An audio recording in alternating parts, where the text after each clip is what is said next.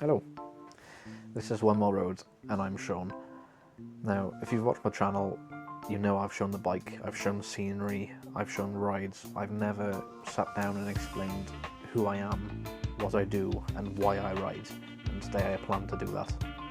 I'm 23, I'm from South Wales and I started biking about 5 years ago.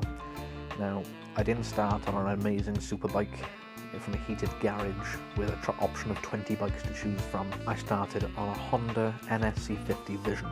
It was 50cc.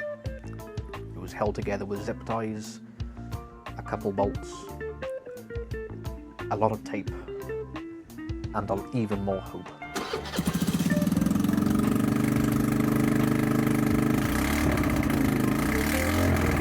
Now, I bought the bike for £70, non-running, barely held together. I somehow managed to get it running in under an hour with some WD-40 and a toothbrush. A bit of ingenuity, but I got it running. Whilst this bike was nowhere near perfect, it didn't run anywhere near perfect, it barely even ran, I still thank it for everything it's done for me in the sense of a rider. It taught me, number one, to love the hobby. It taught me to ride no matter the weather. It taught me that you have to trust the bike. And it taught me to have good gear, because when the bike fails, it will come off. Now, I've had a few bikes since then.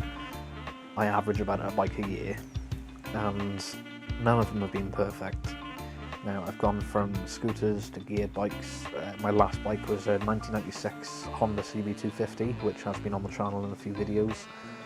And will be in some background now,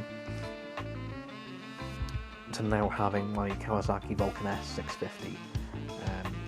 Hands down my favourite bike. It's cruiser enough that it's such a relaxed position, but it's still flicky enough that you can throw it around without having to worry about it too much. It is a genuine and enjoyable bike, and there's plenty of power there. Now, I did my CBT with the intention of just seeing how it went. I did it, I loved it, and I rode the Honda around for about two and a half months before selling it for more than I paid for it somehow, and getting another bike. I then had the idea of doing my test, which didn't really go to plan, so I did my CBT again, which wasn't an issue, because I'd already been riding daily at that point for years. Now, I started then because I wanted to get a big bike to do my test.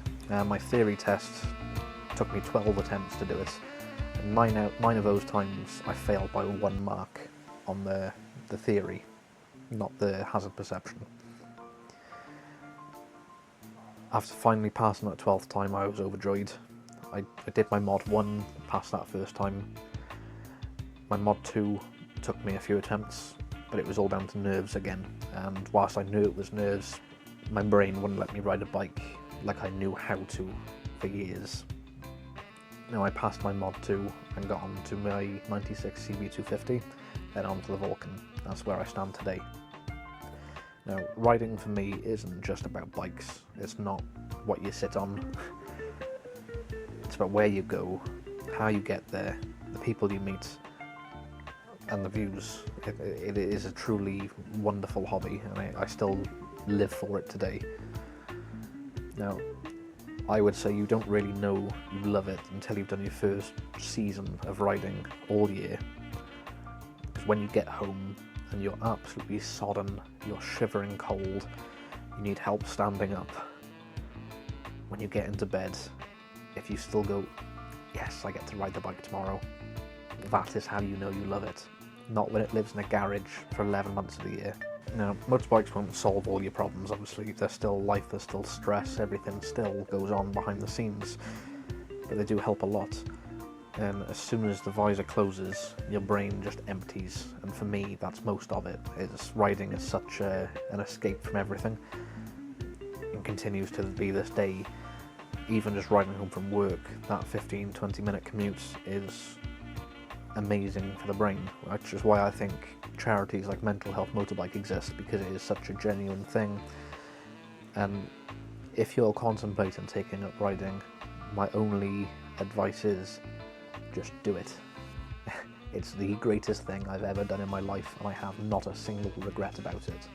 I regret choosing certain things and doing certain things, but getting started riding is one of the best things, if not the best thing I have done in my life.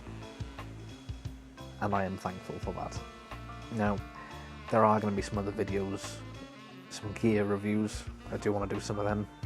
Some more rides. There is going to be another Brecon episode coming up, but I'm unsure what to do with it, as I've got days of footage.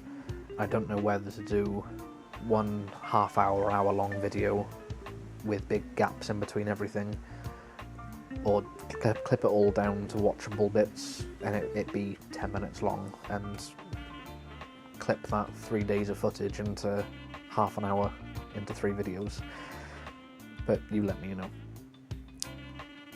I want to do some riding tips, some general riding videos, but there are lots to come.